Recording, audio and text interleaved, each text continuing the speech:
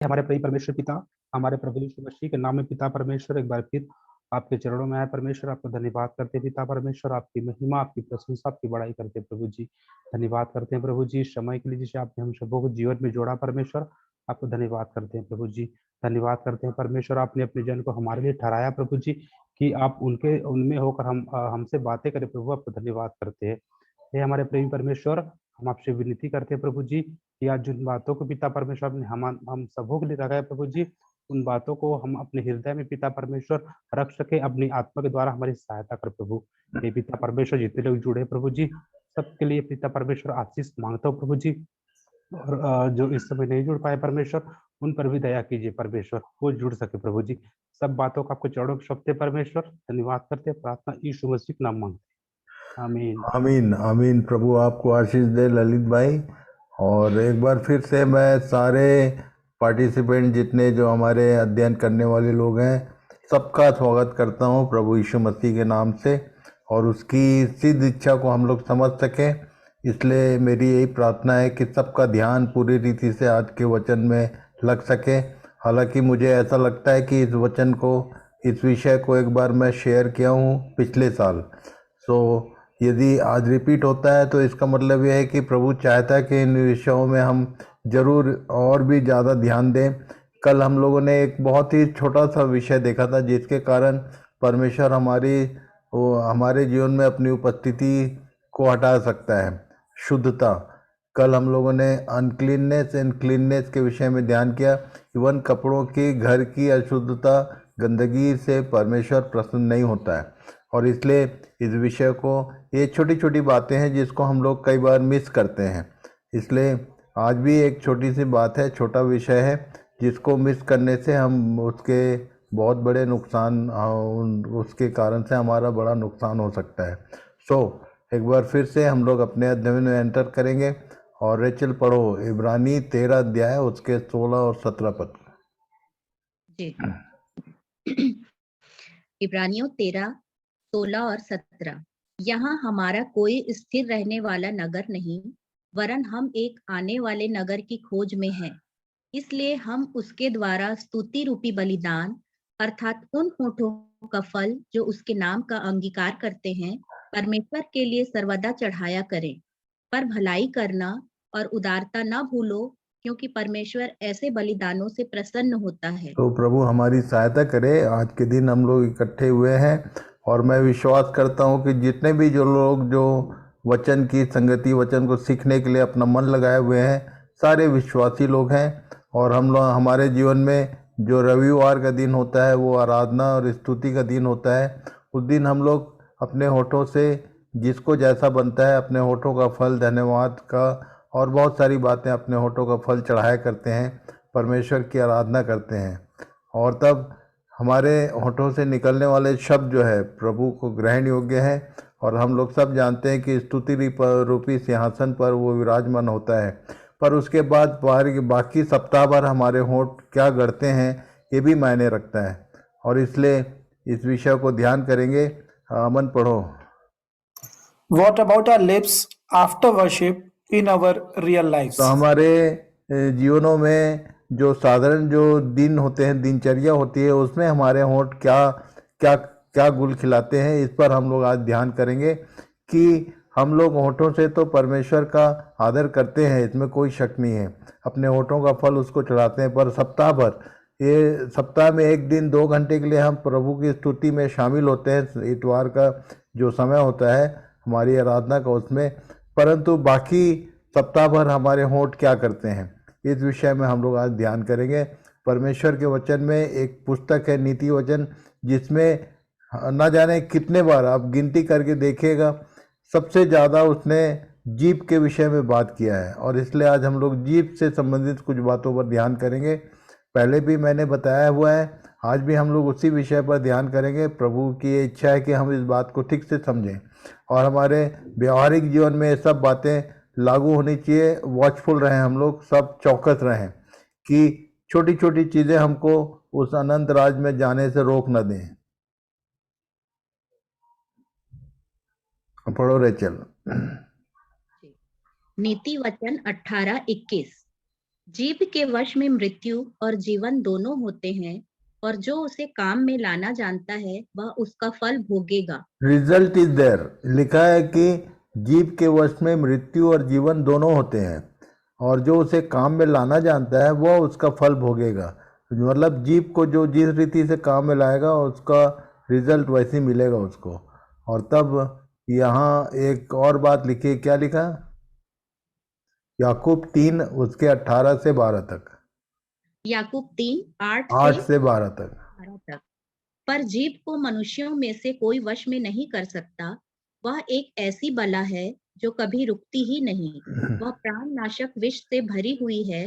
इसी से हम प्रभु और पिता की स्तुति करते हैं, और इसी से मनुष्यों को जो परमेश्वर के स्वरूप में उत्पन्न हुए हैं श्राप देते हैं। एक ही मुंह से धन्यवाद और श्राप दोनों निकलते हैं। हे मेरे भाइयों, ऐसा नहीं होना चाहिए। ऐसा नहीं होना चाहिए, पर ये होता है। इसलिए अपनी अपनी जीभ के विषय में ध्यान रखेंगे कि ये क्या क्या बोलता है। आज इसको मैं पीडीएफ फिर से भेजूंगा आपको। इन विषयों को आपके हृदय में पूरी रीति से लिख कर रखिए। क्या लिखा? भजन संहिता 141 उसका 3। भजन संहिता 141 उसका 3। हे यहोवा, मेरे मुख पर पहरा बिठा, मेरे होठों के द्वार की रखवाली कर। ये दाऊद जैसे व्यक्ति को ये बात कहना पड़ गया कि हे यहोवा, मेरे मुख पर पहरा बैठा, मेरे होठों के द्वार की रखवाली कर। हमारी भी ये प्रार्थना होनी चाहिए, और इस विषय में हमको हमेशा चौकस रहना चाहिए, सावधान रहना चाहिए। यीशु ने एक जगह जब यहूदियों से बात कर रहा था, उसने शैतान के विषय में एक विशेष बात कही। क्या लिखा? यूहन्ना 8:44।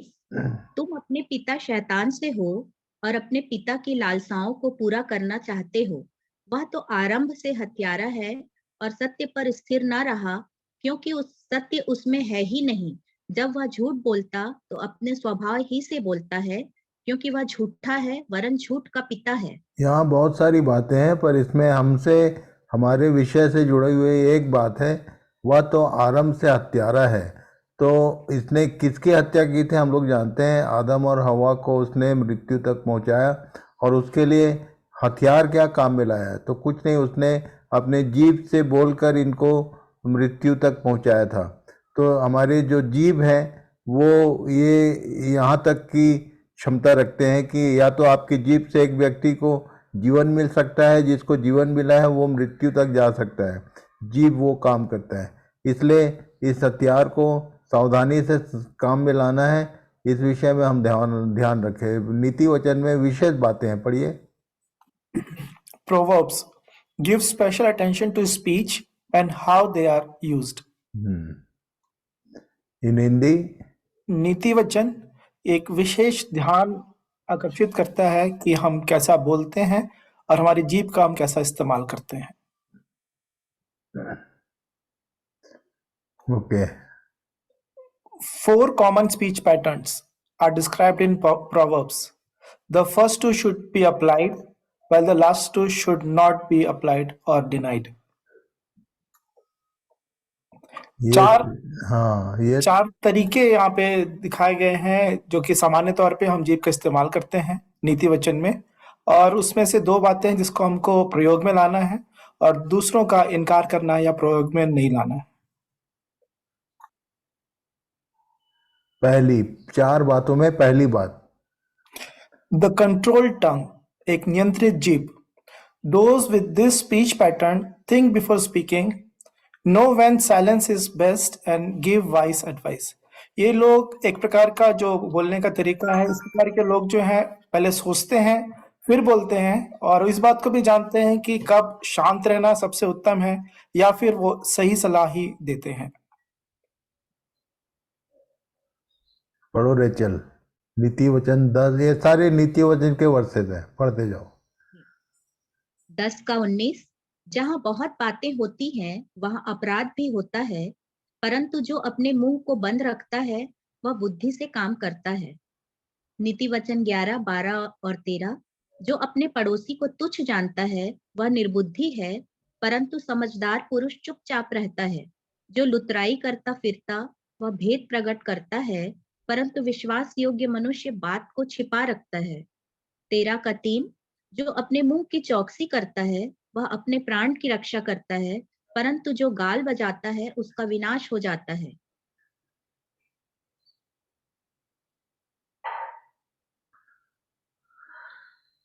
15 का 1, कोमल उत्तर सुनने से जलजलाहट ठंडी होती है, परंतु कटु वचन से क्रोध धधक उठता है। 15 का 4, शांति देने वाली बात जीवन वृक्ष है, परंतु उलटफेर की बात से आत्मा दुखित होती है। 15 का 28 और 29, धर्मी मन में सोचता है कि क्या उत्तर दूं, परंतु दुष्टों के मुंह से बुरी बातें उबल आती हैं। यहोवा दुष्टों से दूर रहता है, परंतु धर्मियों की प्रार्थना सुनता है।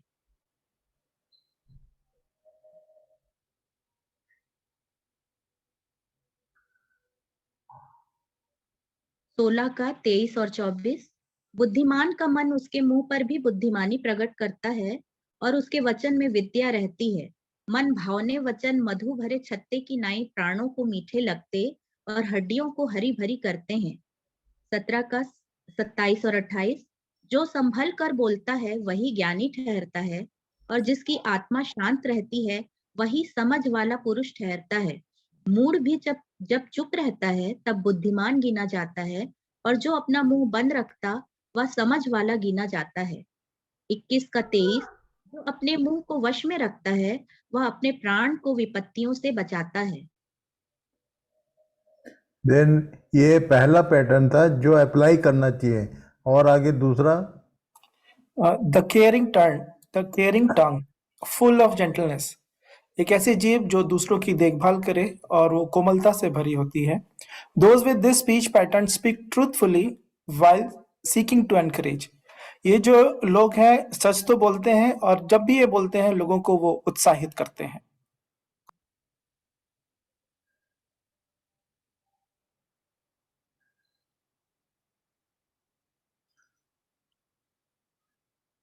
चल पढ़ो।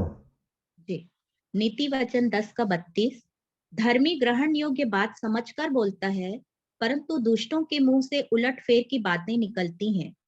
12 का 18, ऐसे लोग हैं जिनका बिना सोच विचार का बोलना तलवार की नाई चुभता है, परंतु बुद्धिमान के बोलने से लोग चंगे होते हैं। 12 का 25, उदास मन दब जाता है, परंतु भली बात से वह आनंदित होता है। सज्जन उत्तर देने से आनंदित होता है और अवसर पर कहा हुआ वचन क्या ही भला होता है। धीरज धरने से न्याय मनाया जाता है और कोमल वचन हड्डी को भी तोड़ डालता है। जैसे तेल और सुगंध से, वैसे ही मित्र के हृदय की मनोहर सम्मति से मन आनंदित होता है। Then third category, The conniving tongue. Those with this speech pattern are filled with wrong motives, gossip, slander, and a desire to twist truth. एक ऐसा जो जो टेढ़ा जो बात करने वाला ये जीभ है, ये जो है ये हमेशा ये उनकी गलत मनसा रहती है। जब वे बोलते हैं गपशप करते हैं, दूसरों की पीठ पीछे बुराई करते हैं, और हमेशा इनकी यही इच्छा रहती है कि जो सच्चाई है उसको वो तोड़ते हैं या मरोड़ते हैं। मतलब ये सीधी बात करना नहीं जानते, केवल टेढ़ी बात ही करते हैं। हाँ, नीति वचन 6 का 12, ओछे और अनर्थकारी को देखो, वह टेढ़ी टेढ़ी बातें बकता फिरता है। 6 उसके का मन में 14 और 15। जी, हाँ, नीति वचन 6 का 14, 15, उसके मन में उलटफेर की बातें रहती, वह लगातार बुराई गढ़ता है और झगड़ा रगड़ा उत्पन्न करता है। इस कारण उस पर विपत्ति अचानक आ पड़ेगी, पल भर में ऐसा नाश हो जाएगा कि बचने का कोई उपाय न रहेगा। नीति वचन 8 का 12 और 13, मैं जो बुद्धि हूँ सो चतुराई में वास करती हूँ और ज्ञान और विवेक को प्राप्त करती हूँ। यहोवा का भय मानना बुराई से बैर रखना है, घमंड, अहंकार और बुरी चाल से और उलटफेर की बात से भी मैं बैर रखती हूँ।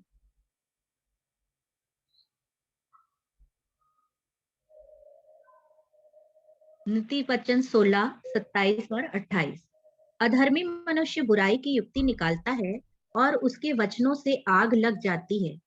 टेढ़ा मनुष्य बहुत झगड़े को उठाता है और कानाफूसी करने वाला परम मित्रों में भी फूट करा देता है। 18 का 7, मूर्ख का विनाश उसकी बातों से होता है और उसके वचन उसके प्राण के लिए फंदे होते हैं। कानाफूसी करने वाले के वचन स्वादिष्ट भोजन की नाई लगते हैं, वे पेट में पच जाते हैं। 25 का 18, जो किसी के विरुद्ध झूठी साक्षी देता है वह मानो हथौड़ा और तलवार और पैना तीर है।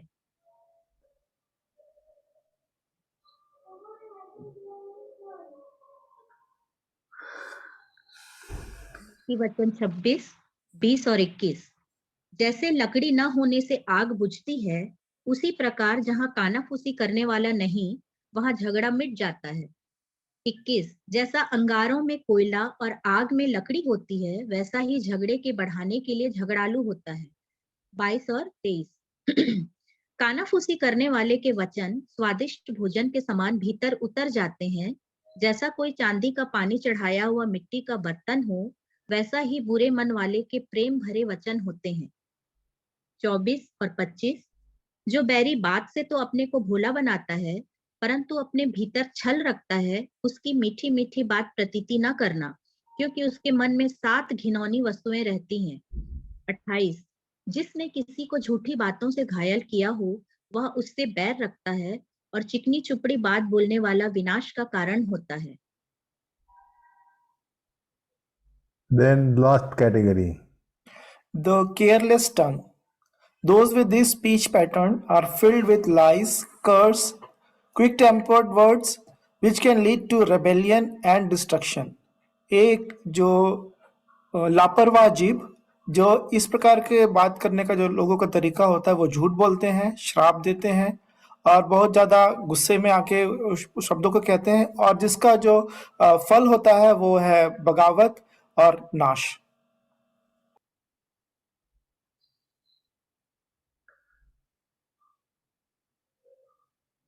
नीति वचन 17 का 9, जो दूसरे के अपराध को ढांप देता वह प्रेम का खोजी ठहरता है, परंतु जो बात की चर्चा बार बार करता है वह परम मित्रों में भी फूट करा देता है। 20, जो मन का टेढ़ा है उसका कल्याण नहीं होता और उलटफेर की बात करने वाला विपत्ति में पड़ता है। 20 का 19, जो लुतराई करता फिरता है वह भेद प्रकट करता है, इसलिए बकवादी से मेल जोल न रखना। 25 का 23, जैसे उत्तरीय वायु वर्षा को लाती है, वैसे ही चुगली करने से मुख पर क्रोध छा जाता है।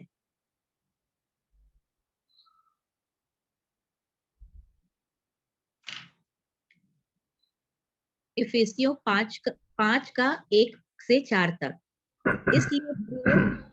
इसलिए प्रिय बालकों की नाई परमेश्वर के सदृश बनो और प्रेम में चलो, जैसे मसीह ने भी तुमसे प्रेम किया और हमारे लिए अपने आप को सुखदायक सुगंध के लिए परमेश्वर के आगे भेंट करके बलिदान कर दिया। और जैसा पवित्र लोगों के योग्य है, वैसा तुम में व्यभिचार और किसी प्रकार अशुद्ध काम या लोभ की चर्चा तक न हो, और निर्लज्जता, न मूढ़ता की बातचीत की, न ठट्टे की, क्योंकि ये बातें सोहती नहीं, वरन धन्यवाद ही सुना जाए। ये कंक्लूजन है कि हमारी जीभ जो है वो क्या क्या करती है, इसको ध्यान से देखने की बात है, क्योंकि ये पढ़ते समय लगता है कि बहुत छोटी बातें हैं, पर इसके रिजल्ट बहुत बड़े बड़े हैं, और इसलिए इन विषयों को मिस ना करें। सब लोग इसको 2 बार 3 बार 4 बार फिर से ध्यान से पढ़ें, सुने, और ये सब बातें हमारे जीवनों में बनी रहनी चाहिए, खासकर जबकि प्रभु आने वाला है, फिर हमको सुधार करने का मौका नहीं मिलेगा। और इसलिए प्रभु चाहता है कि हम इन विषयों पे ध्यान करें, हमारा ध्यान इन सब बातों पर लगा रहे, डेली लाइफ में हमारा साफ सुथरा रहना, और इवन हमारी जीभ के विषय में जैसा आज हमने देखा है। और तब यहाँ पर जो लास्ट पार्ट है, एक बार फिर से मैं पढ़ूंगा, जैसा पवित्र लोगों के योग्य है। बार बार पवित्रता की बात आती है, जैसा वो पवित्र है तुम भी अपने सारे चाल चलन में पवित्र बनो।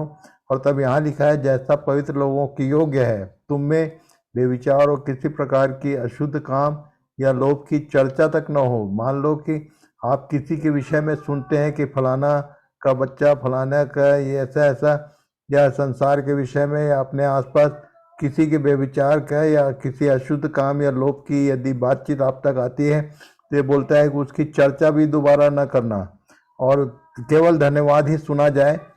इसलिए धन्यवाद करना है, इसलिए नहीं धन्यवाद करना है कि फलाना व्यक्ति व्यभिचार में फंस गया, अच्छा हुआ, कुछ नहीं। धन्यवाद केवल इसलिए करना है कि प्रभु वो तो फंस गया, मैं बचा हुआ हूँ, वो तो ये अशुद्ध कामों में लगा है, मैं बचा हुआ हूँ। सो अपने बचाए जाने के लिए धन्यवाद करना है, सामने वाले के लिए प्रार्थना जरूर करना है कि प्रभु उनको इन सब स्थितियों से निकाल। पर इसकी चर्चा और कहीं परमेश्वर के सामने करने के सिवा और कहीं ना करें, ये पवित्र लोगों की योग्य चाल चलन है। और इसलिए प्रभु सहायता करे कि इन विषयों को बहुत ध्यान से देखें। यदि हमारे आचरण में ये सारी बातें होंगी तो हमारा प्रेम आपस में प्रेम व्यवहार बढ़ेगा और हम बहुतों के दिल जीतने वाले बन सकेंगे। और जब दिल जीतेंगे तो उनकी आत्माओं को भी जीत सकेंगे। तो गॉड ब्लेस यू ऑल। एक बार फिर से हम आज के इस समय के लिए आपका प्रभु का धन्यवाद करते हैं। आप सबों का भी मैं धन्यवाद करता हूँ कि ये थोड़ा सा समय आपने जो निकाला है, ये बहुत बड़ी बातें हैं। बहुत छोटी छोटी बातें लगती हैं पर इसका रिजल्ट बहुत बड़ा बड़ा है। मैं बार बार आपसे कह रहा हूँ, ये फाइनल वहाँ एंट्री में हमारे लिए या तो व्यवधान उत्पन्न करेगा या तो ये रास्ता खोलेगा। और इसलिए पवित्र लोगों के योग्य चाल चलन में जीप पर कंट्रोल भी एक मायने रखता है। इसलिए प्रभु ने चाहा है कि एक बार फिर से मैं इस विषय को आपके साथ शेयर करूं। तो एक बार फिर से मैं धन्यवाद करता हूं परमेश्वर पिता का इस समय के लिए जो उसने मुझे भी दिया और आप सबों को भी दिया। तो हम लोग प्रार्थना में जाएंगे। और मार्गरेट, आर यू देयर? जी भैया। हाँ, चलो प्रार्थना करो। जी धन्यवाद धन्यवाद धन्यवाद देते हैं प्यारे पिता परमेश्वर, आपके चरणों में समय बिताने का मौका आपने हमें दिया। अपने दास के द्वारा आप हमसे बोलते हैं, बातचीत करते हैं, हमारे आत्मिक जीवन को आप संवार रहे हैं प्रभु, अपने दुल्हन को आप तैयार कर रहे हैं पिता, जिससे हम आपको लाखों लाख करोड़ों बार धन्यवाद देते हैं। जितने लोग जुड़े हैं प्रभु, सबों को नाम बनाम आशीष दीजिए। और प्रेम पिता, हर एक के जीवन में आत्मिक उन्नति हो प्रभु। जो कुछ हम सीख रहे हैं वह व्यर्थ न जाए प्रभु, लेकिन अपने जीवन में अमल कर सके ऐसी आशीष दीजिए पिता। विशेष रूप से मैं आपको लाखों लाख धन्यवाद देती हूँ भैया के लिए प्रभु, और भी दुगनी सामर्थ, दुगनी तंदुरुस्ती और दुगने अभिषेक से उनको भर दीजिए, अपनी सामर्थ से भरिए। जब वो बोलते हैं आपकी सामर्थ बहने पाए प्रभु, और केवल यहाँ सिर्फ ऑनलाइन में नहीं, लेकिन अपने दास को इस प्रकार से सामर्थ से भरिए कि वो प्रेम पिता पृथ्वी के छोर तक आपके गवाह हो सके प्रभु। हे पिता, हम फिर एक बार इस बाइबल अध्ययन को आपके चरणों में लाते हैं, और हम सबों को संभालिए। जो कुछ भी हमने सीखा है उसकी हम रक्षा करें, और प्रेम पिता उसके अनुरूप चले, और अगले इस अध्ययन में प्रेम पिता अपने हृदय रूपी भूमि को तैयार कर सके प्रभु। धन्यवाद देते हुए इस प्रार्थना को आपके प्यारे पुत्र हमारे मुक्तिदाता यीशु मसीह के सामर्थी नाम में मांगती हूँ, सुनिए और कबूल कर लीजिए। आमीन आमीन आमीन। So God bless you all again. And कल एंड परसों हम लोग इस अध्ययन में नहीं होंगे। सोमवार को फिर से हम लोग सारे इकट्ठे होंगे। सोमवार को ठीक इसी समय पर आधे घंटे की क्लास है ये, और ये स्टैंडर्ड टाइम है मनुष्य के लिए जो परमेश्वर की ओर से ठहराया गया है कि हम आधे घंटे के इस अध्ययन में बहुत सारी अच्छी बातों को सीख रहे हैं जो हमारे लिए बहुत ही आवश्यक हैं। तो प्रभु सहायता करे कि ये सब सारी बातें हमारे जीवनों में, हमारे हृदयों में लिखी जाएं। प्रार्थना करिए कि इन सब को डायरी में या नोट्स में लिखने की बजाय अपने हृदयों में लिखें। जैसा दाऊद बोलता था कि मैंने तेरे वचन को अपने हृदय में रख छोड़ा है कि तेरे विरुद्ध कोई पाप ना हो मुझसे। प्रभु सहायता करे सबकी, कि सब लोग ये इसी प्रार्थना के साथ इसी में बने रहें कि ये सारे वचन हमारे हृदयों में लिखे जा सके। मैंने बोला था कि यदि आप अपना हृदय उसको देंगे तो वो लिखेगा, आपको लिखने की जरूरत नहीं है, वो लिखने वाला वो है। इसलिए प्रभु सहायता करें इन सब बातों को ठीक ठीक समझने में। और एक बार फिर से हम लोग आज के दिन यहीं समाप्त करेंगे और सोमवार को फिर से इकट्ठे होंगे। सोमवार तक के लिए आपसे इजाजत लेना चाहता हूं मैं। धन्यवाद और गॉड ब्लेस यू ऑल। प्रभु का अनुग्रह और शांति बहुतायत से आप सबों के साथ हो। शालोम। शालोम भैया, good night. Good night. Good night. Shalom दादा। शालोम।